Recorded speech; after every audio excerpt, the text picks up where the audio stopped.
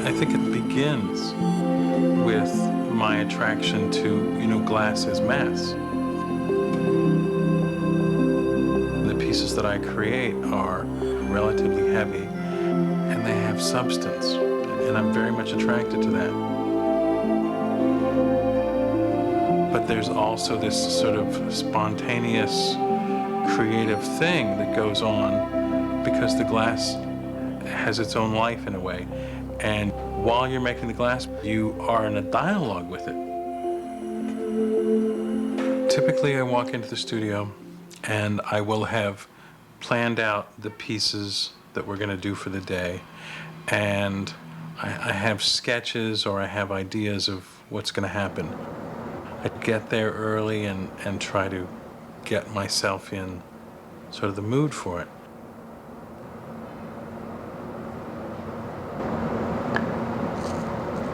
When I work with copper and inlay it in the glass, which I frequently do, it always feels that it's like a fossil inside the rock, an object that's suspended in time.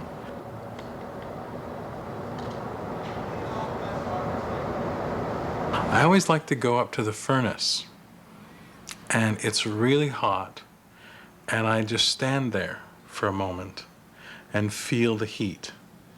And it's like I'm communing with the glass, or I'm doing some little ritualistic thing, and I feel that this is my time to focus and collect everything and have it in reserve when we start getting frenetic.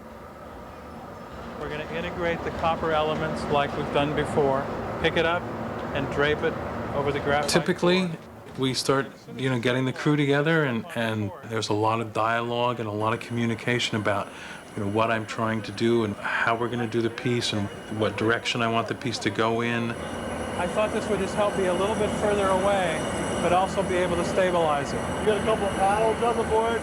Yeah, but I also don't mind, actually, some of the ones that got stuck actually looked okay. That actually worked out to be a nice shape. Right, so I mean, if you're trying to maximize the space. Right. Frequently we'll rehearse. We'll do a whole rehearsal of how we're going to work on a piece and who's going to do what and what's going to happen when it's relatively choreographed.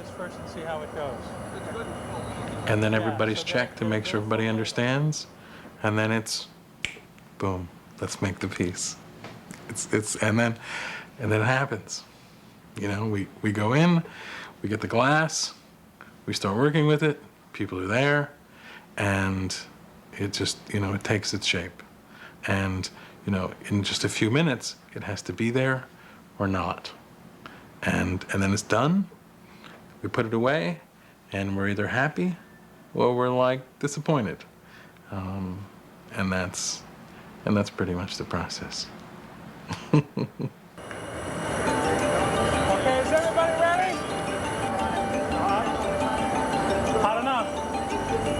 Let's make some glass.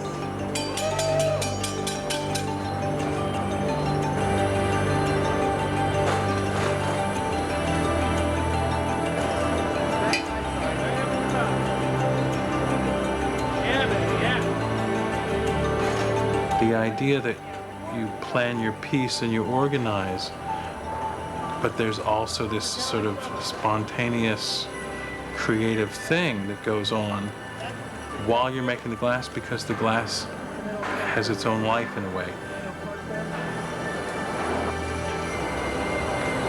You're trying to shape it. Probably you have 3-4 minutes to work with your glass before it cools down and you no longer can shape it.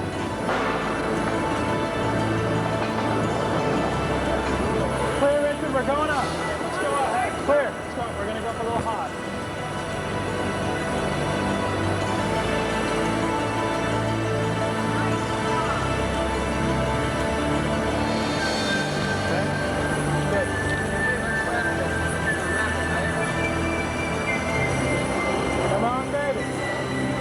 Everybody who's working with the glass knows that you have to work quickly.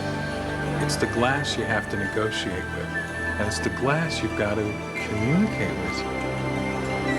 And so everybody works with that energy and that focus to accomplish the piece. Yeah, try and bring it in a little bit.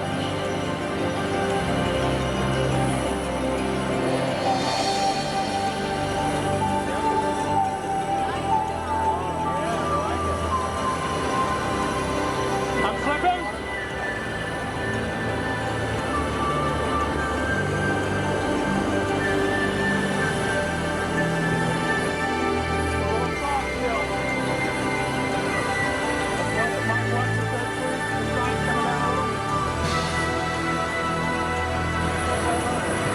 I think it looks good. I like it.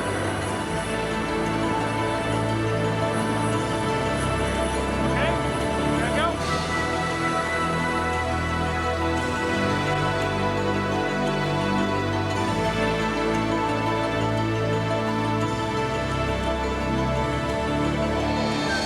I think working with glass is many things. Because of the material, it's partly a dance, it's a battle, it's a negotiation.